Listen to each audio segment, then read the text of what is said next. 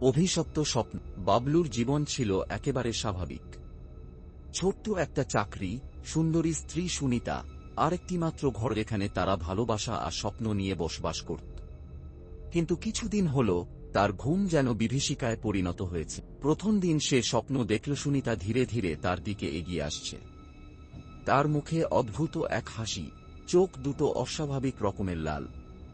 সে বাবলুর হাত ধরে ছুরিটা দিল, ফিসফিস করে বলল, নিজের আঙুল কেটে ফেলো বাবলু, কেটে ফেলো। স্বপ্নের মধ্যে সে বাধ্য হয়ে নিজের হাতের ছোট্ট আঙুল কাটে, আর তীব্র ব্যথায় চিৎকার দিয়ে ঘুম ভেঙে যায়।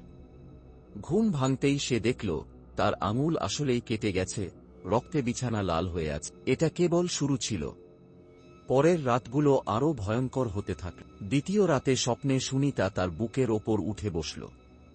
ঠোঁটে এক অদ্ভুত হাসি, মুখে ফিসফিস সব। চোখ দুটো ফেলে দাও বাবলু, দেখার দরকার নেই।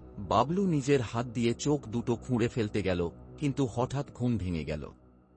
বুক ধড়ফড় করছে, শরীর ঠান্ডা ঘামে ভিজে গেছে। কিন্তু সবচেয়ে ভয়ঙ্কর ব্যাপারটা, ডান চোখ থেকে রক্ত পড়ছিল, যেন কেউ সত্যিই খুঁচিয়ে দিয়েছে। বাবলু এখন বুঝতে পারছে কিছু একটা ঠিক নেই। সে একজন ওঝার কাছে গেল, সব বলল।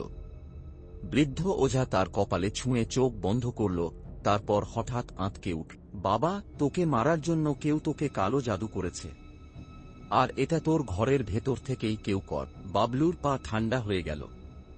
ঘরের ভেতর? তাহলে কি? সুনিতা। সেদিন রাতে বাবলু ঘুমানোর ভান করল। রাত বাড়তেই সে অনুভব করল সুনিতা ধীরে ধীরে উঠে দাঁড়াল।